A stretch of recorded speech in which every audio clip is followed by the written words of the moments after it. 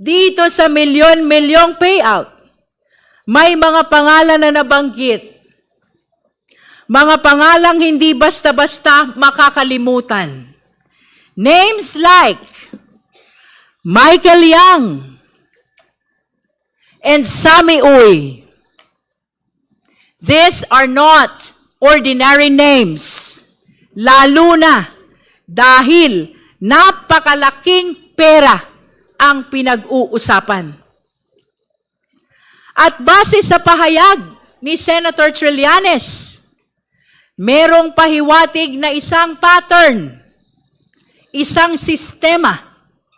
At dahil dito, dapat magkaroon pa ng mas malalim pa na investigasyon.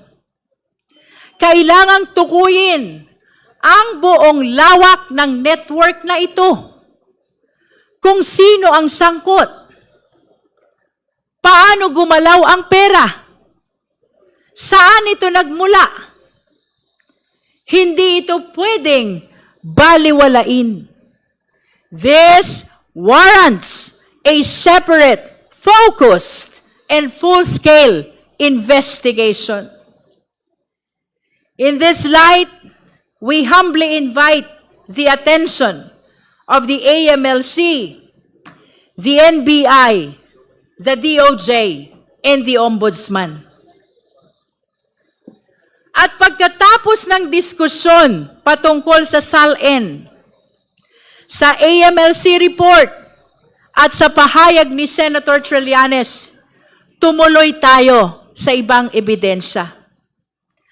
We also examine corporate records through the SEC. At ang bumuluga sa atin ay isang malinaw na palaisipan.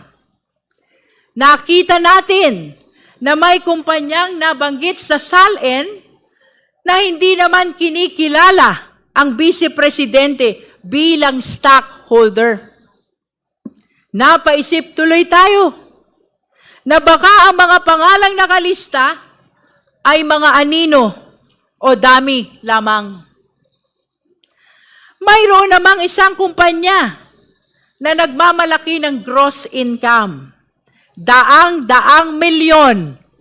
Ngunit ang profit margin ay tila nakapagtataka.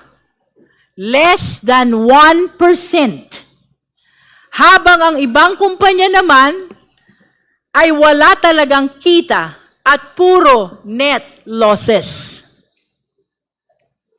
Sa gitna ng pagtatanong ni Congressman Lordan Suwan, nakita natin na mayroon ding isang kumpanya kung saan aktibo ang Vice Presidente bilang stockholder at board member.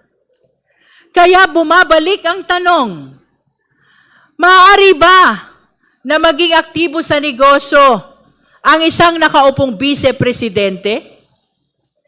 Maaari ba na maging public servant sa umaga at negosyante sa gabi?